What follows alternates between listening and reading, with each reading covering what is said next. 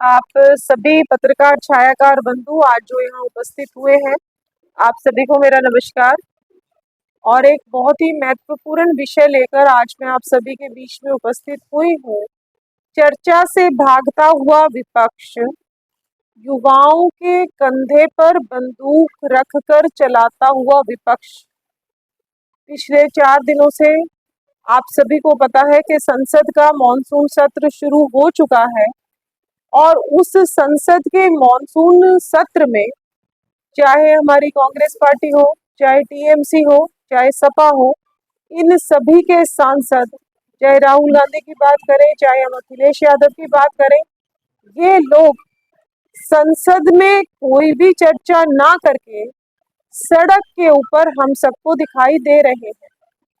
अगर प्रदेश में, देश में कोई भी विषय आता है, कोई भी समस्या आती है, तो उन समस्याओं के समाधान के लिए हम चर्चा कर सकते हैं। और वो चर्चा का सबसे बड़ा पूरे जो देश का मंदिर है वो हमारी संसद है।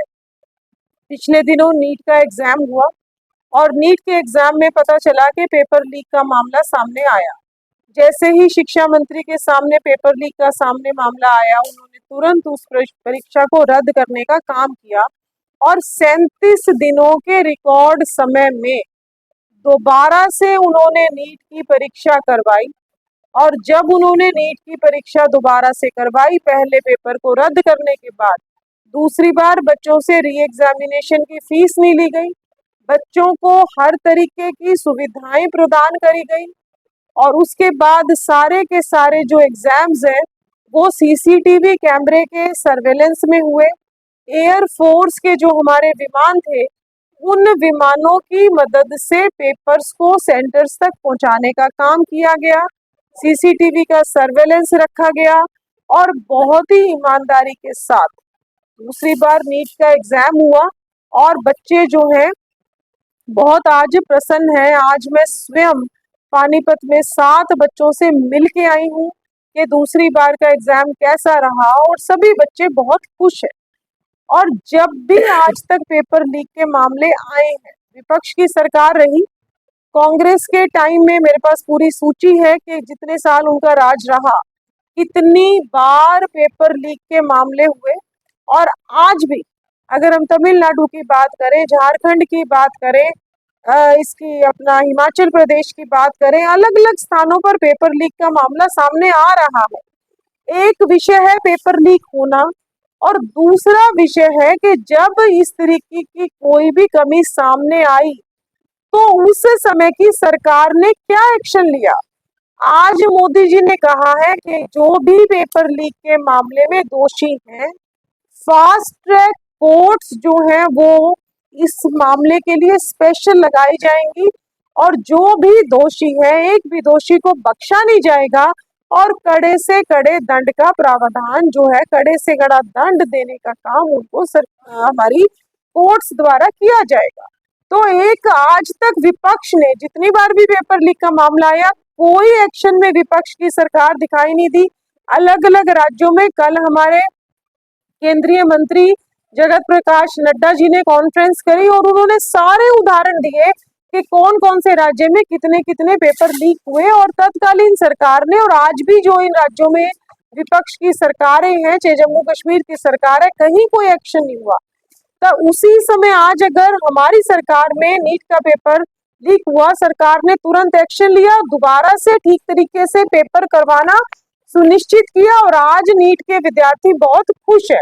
मैं स्वयं एक डॉक्टर हूँ, 20 लाख स्टूडेंट्स ने नीट का एग्जाम दिया। उस समय हमने भी रोहतक मेडिकल कॉलेज का एग्जाम दिया और मेडिकल कॉलेज की जब एंट्रेंस होती है तो बच्चे उस समय कौन सी स्थिति में होते हैं, मेरे से ज्यादा इस बात को कोई समझ नहीं सकता। मेरा भी पहली बार के एंट्रेंस में एग्जाम क्लियर हुआ। 20 लाख में से 11.5 लाख बच्चों ने नीट का एग्जाम क्लियर करा और जो बाकी 1.5 लाख जो बच्चे बच गए, जो 11.5 लाख बच्चों का एग्जाम क्लियर हुआ, वो सारे के सारे बच्चे आज किस चीज की तैयारी में जुटे हुए हैं कि हमको काउंसलिंग करनी है, हमको कौन सा मेडिकल कॉलेज चाहिए। जो मेडिकल कॉलेज चाहिए उनको 15-20 मेडिकल कॉलेजेस की सूची बनानी पड़ती है। उसमें से फिर वो अपने रिश्तेदारों से, जानकारों से, सीनियर डॉक्टर से आसपास के लोगों से, उस शहर में रहने वाले लोगों से पता करते हैं कि कौन सा मेडिकल कॉलेज मेरे लिए सबसे अच्छा रहेगा। भौगोलिक दृष्टि से कौन सा अच्छा रहेगा, लड़कियों की अलग चॉइसेस होती है, लड़कों की अलग चॉइसेस होती है। वो 11.5 लाख परिवार तो इस चीज में, विषय में बिजी हो गए कि हमको कौन से मेडिकल कॉलेज में जाना है। और जो 8.5 लाख बच्चे बच गए जिनका एडमिशन नहीं हुआ, वो बच्चे भी इतने गंभीर होते हैं कि उन बच्चों को भी, या तो वो दूसरी बार, हमने मेडिकल कॉलेज में इस बार हमारा नहीं हुआ, हमारी कहाँ कमी रह गई, हम अब कौन से कोचिंग सेंटर में जाएं, हम कौन से टीचर से कोचिंग लें, और हमने अगले साल नीट का पेपर देना है कि नहीं देना, या मुझे कोई ऑल्टरनेटिव कैरियर्स के लिए जाना है। कुछ बच्चे बीएमएस जीएमएस के लिए ऑप्ट करते हैं, कुछ बच्चे नर्सिंग के लिए ऑप्ट करते हैं, कुछ बच्चे मैनेजमेंट के लिए ऑप्ट करते हैं, कुछ बच्चे कैरियर छोड़ देते हैं, कुछ बच्चे दोबारा से तैयारी करनी शुरू कर देते हैं। तो ये जो 20 लाख बच्चे हैं भारत के, मैं आप सबके चैनल के माध्यम से बताना चाहती हूँ कि ये इतने गंभीर स्वभाव के बच्चे होते हैं कि इनके पास समय नहीं होता कि ये जाके जंतर मंतर के ऊपर धरना दे। मेडिकल के एक एक बच्चे से, उसके स्वभाव से, उसका अंदाज से मैं चिर परिचित हूँ। उन बच्चों को गालियां देनी नहीं आती। जो बच्चे 1 साल से 2 साल से अपने घर में कमरे में बंद होकर पढ़ाई कर रहे हैं, उनको पत्थर फेंकने नहीं आते।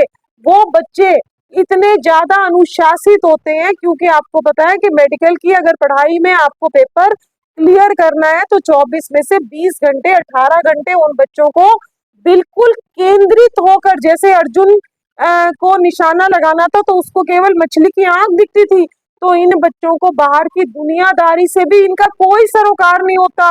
तो आज मैं ये पूछना चाहती हूँ आप पत्रकारों के माध्यम से इस देश से, कि जो बच्चे इतनी गंभीर पढ़ाई कर रहे थे मेडिकल में, जो कल का हमारा भविष्य है, जिन्होंने कल के दिन डॉक्टर बन के देश की सेवा करनी है, उन बच्चों को गाली देनी कैसे आ गई, उन बच्चों को पत्थर फेंकने कैसे आ गए, उन बच्चों को, उन बेटों को पत्रकार महिलाओं के साथ अभद्र व्यवहार करना कैसे आ गया, उन बच्चों को गाड़ियां फूंकने की चेष्टा करनी कैसे आ गई, उन बच्चों को एक भगदड़ मचाने की, उन बच्चों को अराजकता का माहौल पैदा जो आज पूरे देश में किया वो कैसे आ गया। नहीं आ सकता, क्योंकि उन बच्चों के स्वभाव से हम परिचित हैं।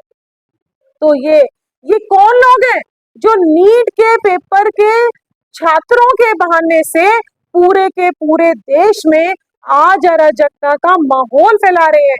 ये कौन लोग हैं जिनकी वीडियोस हम आप सारे मीडिया बंधु जो बहुत परिश्रमी हैं, जो अपनी जान पर खेलकर वहां जाके जंतर मंतर पर कवर कर रहे हैं, उन मीडिया की बहनों के भी कल मैंने इंटरव्यू सुने, उनके साथ किस तरीके से बदतमीजी की गई, उनको किस तरीके से गलत तरीके से कल छूने का प्रयास किया गया। तो ये हमारे नीट के विद्यार्थी कतई नहीं है। तो आज ये सवाल है कि ये कौन उपद्रवी है और इनके पीछे कौन सी ताकतें हैं। 21 और 22 तारीख को एम्बेसी से एक पत्र जारी होता है कि जब हमें भी नहीं पता था कि 21 और 22 को इतना बड़ा उत्पात दिल्ली में होगा, तो एक एम्बेसी से पत्र जारी होता है कि हमारे सिटीजन्स 21-22 को दिल्ली में ट्रेवल ना करें। तो आज चाहे राहुल गांधी है, चाहे अरविंद केजरीवाल है, चाहे अखिलेश यादव है, जिनके जनता में जिनका सुपड़ा साफ हो चुका है, जिनका आज राजनीतिक भविष्य धूमिल हो चुका है, जिनको अपना कोई भविष्य नहीं दिख रहा, आज वो देश के युवाओं के नाम पर, देश के भोले भाले युवाओं के नाम पर, जो युवा हमारे देश का भविष्य है, उनके नाम पर अपनी राजनीतिक रोटियां सेक रहे हैं। उन भोले भाले युवाओं के नाम पर उपद्रवी मास्क लगा के वहां पर आगजनी की घटनाएं करने की कोशिश कर रहे हैं। मास्क लगा के उपद्रवी, जो आम आदमी पार्टी के कई तो पार्षद हैं, उसमें कई आम आदमी पार्टी के कार्यकर्ता हिस्ट्री शीटर्स हैं, जिनकी अलग अलग थानों में उनके अगेंस्ट आज भी एफआईआर है।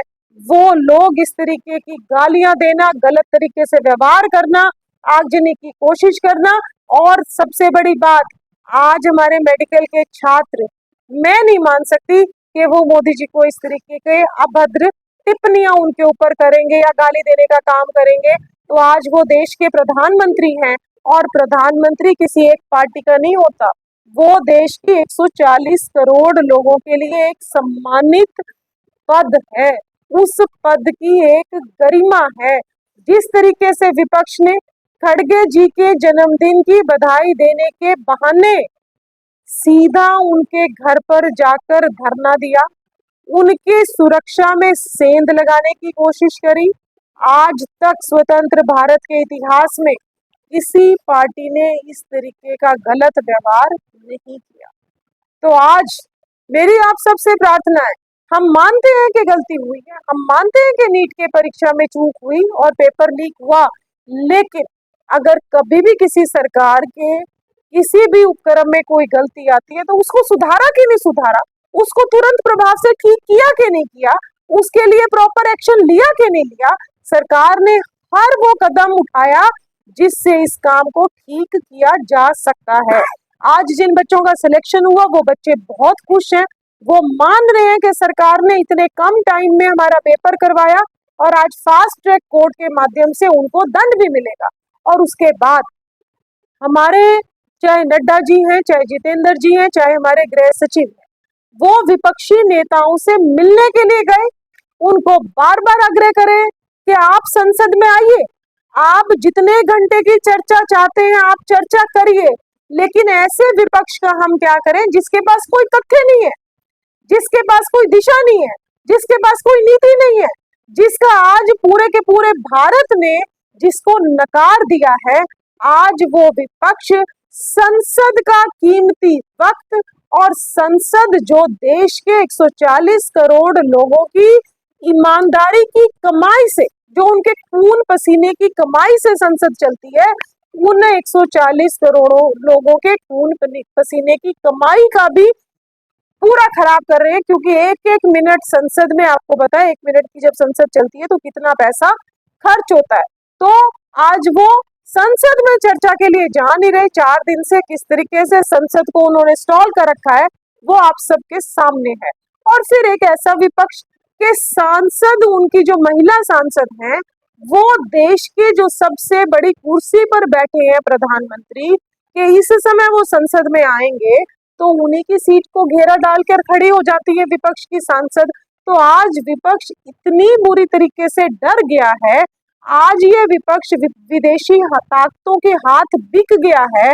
आज ये विपक्ष भोले भाले युवा जो देश का भविष्य है, उनका नाम लेकर देश में अराजकता और देश में उपद्रवी माहौल फैलाने की कोशिश कर रहा है। केरल में तो हमारी सरकार नहीं है, वहां पर क्यों आज युवाओं को, आज हम युवाओं के साथ लाठीचार्ज हो रहा है। जहां हमारी सरकारें नहीं है वहां पर भी आप काम ठीक नहीं कर रहे हो। तो मेरी आप सबसे यही प्रार्थना है, आप ये इस प्रेस कॉन्फ्रेंस का भी उद्देश्य यही है कि देश के लोगों के सामने, देश की जनता के सामने सच सामने आना चाहिए। हमारी भारतीय जनता पार्टी की चाहे केंद्र की सरकार है, चाहे प्रदेश की सरकार है, देश के युवाओं के साथ खड़ी है, देश के युवाओं के हित में काम करेगी। अगर एक भी बच्चे का भविष्य बिगड़ता है तो भारतीय जनता पार्टी उस बात को पूरी गंभीरता के साथ, पूरी संजीदगी के साथ, पूरी संवेदनशीलता के साथ उस विषय के ऊपर काम कर रही है। और हम ये चाहते हैं केवल कि ये विपक्षी देश के भविष्य, युवाओं के भविष्य के साथ और खिलवाड़ ना करें। आपने जो भी, अगर आपने कोई बात रखनी है, आपने अगर कोई धरना प्रदर्शन करना है तो शांति पूर्वक किसी भी धरना प्रदर्शन के लिए देश में कभी भी कोई मनाही नहीं होती। आप शांति पूर्वक अपनी बात रख सकते हैं, हर पटल पर रख सकते हैं, लेकिन वो रास्ता विपक्ष चुन नहीं रहा। वो आज जिस तरीके से देश में आतंक फैला रहे हैं, वो सच आप सबके माध्यम से मैं देश की जनता के बीच में, देश के युवाओं के बीच में लाना चाहती थी। आप सभी यहाँ पर आए हैं, आप सभी का आने के लिए बहुत बहुत धन्यवाद।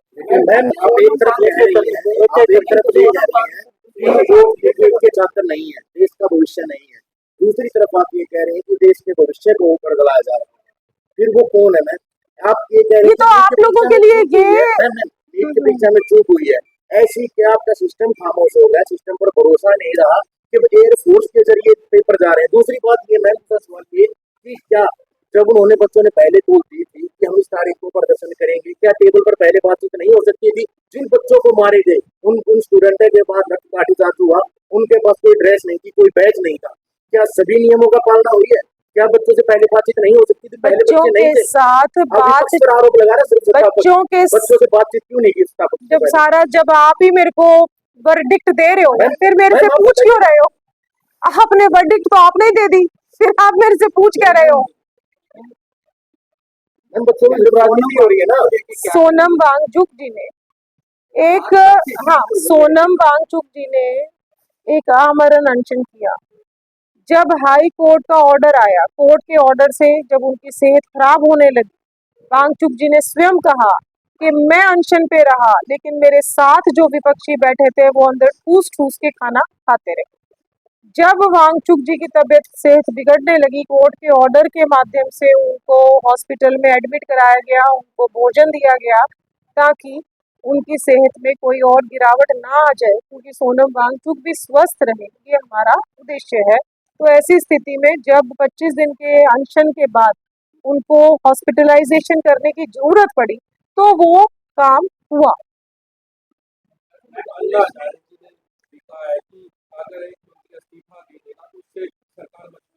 इससे पहले भी इस्तीफे हो गए। देखिए, अन्ना हजारे जी हमारे बहुत ही ईमानदार और बहुत ही एक आंदोलन, जो जिन्होंने ईमानदारी के लिए एक आंदोलन पूरे के पूरे भारत में शुरू किया, लेकिन आपने देखा किस तरीके से अन्ना हजारे जी को छोड़कर उस आंदोलन का सारा लाभ अरविंद केजरीवाल उठाकर चले गए, और जब उनकी सरकार बन गई तो आज तक उन्होंने अन्ना हजारे जी को नहीं पूछा। और जहां तक आप ये प्रश्न कर रहे हो कि अन्ना हजारे जी ने कहा है कि भाई एक मंत्री अगर इस्तीफा दे दे, वो काम सरकार का है, वो काम हमारे प्रधानमंत्री जी, हमारी जो कैबिनेट है, जो ये फैसले लेती है, जिस तरीके का जो उचित फैसला होगा वो फैसला लिया जाएगा। वो फैसला कब होगा, क्या होगा, वो बताने की मैं आपको स्थिति में नहीं हूँ, लेकिन प्रधानमंत्री जी हो चाहे हमारे शिक्षा मंत्री हो, वो हर मामले को बहुत संवेदनशीलता के साथ और बहुत गंभीरता से देख रहे हैं, और जब भी वक्त आएगा और जो उचित फैसला होगा वो लिया जाएगा। और अन्ना हजारे जी का हम बहुत सम्मान करते हैं। बच्चों को लाठीचार्ज आंदोलन हम चाहते हैं तरीके से कर रहे थे, लेकिन भाजपा के गुंडे बनाए और आप एक बात देखिए कि भाजपा के गुंडे, सबसे पहला तो ये शब्द ही बिल्कुल गलत है। भाजपा के गुंडे, भाजपा एक बिल्कुल अनुशासित पार्टी है। हमारा कार्यकर्ता कहीं पत्थरबाजी में विश्वास नहीं करता। कल हमने बिहार में देखा कि किस तरीके से हमारे कार्यकर्ताओं को पत्थरों से मार मार के कांग्रेस के कार्यकर्ताओं ने उनके सिर फोड़ने का काम किया। तो भारतीय जनता पार्टी ने कहीं कोई गलत कदम नहीं उठाया कि वहां हमारे कार्यकर्ता गुंडे बनकर वहां उनके बीच में गए। आप उन लोगों के चेहरे नकाब के पीछे से देखिए कि कितने उसमें आम आदमी पार्टी के हिस्ट्री शीटर्स हैं, कौन कौन से उनके पार्षद, आज भी वो पार्षद हैं, लेकिन आपको उनका मास्क हटवा के एक बार देखना पड़ेगा कि यथार्थ में ये कौन लोग हैं। मैंने पहले भी मीडिया के सामने यही बात रखी कि हमारे नीट के विद्यार्थी नहीं है वहां पर, उनको इतना टाइम नहीं है कि वो जाके जंतर मंतर पर धरने पर बैठे। कौन लोग हैं जो विद्यार्थियों के, नीट के विद्यार्थियों के भेष में ये अराजकता देश में फैलाने का काम कर रहे हैं। आज आपके चैनल्स के माध्यम से उनको उनका असली चेहरा सामने लाने की जरूरत है। जिस तरीके से अराजकता फैल रही है, जिस तरीके से इतने इतने उन्होंने फेसेस कवर कर रखे हैं, वो फेसेस मास्क हटाकर असलियत सामने लाने की जरूरत है। बहुत बहुत धन्यवाद। देखिए, कोई ना कोई बात स्टूडेंट्स की तरफ से जरूर होगी। स्टूडेंट्स में फिर शब्द यूज नहीं करूंगी, ये विद्यार्थी नहीं है जो इस तरीके की अराजकता और उत्पात जो है पूरे के पूरे दिल्ली हो चाहे पूरे भारत में बना रहे हैं। ये हमारे विद्यार्थी नहीं है, ये हमारे युवा नहीं है, ये इन्हीं के कार्यकर्ता हैं जो आकर पूरे के पूरे देश में अराजकता का माहौल फैला रहे हैं।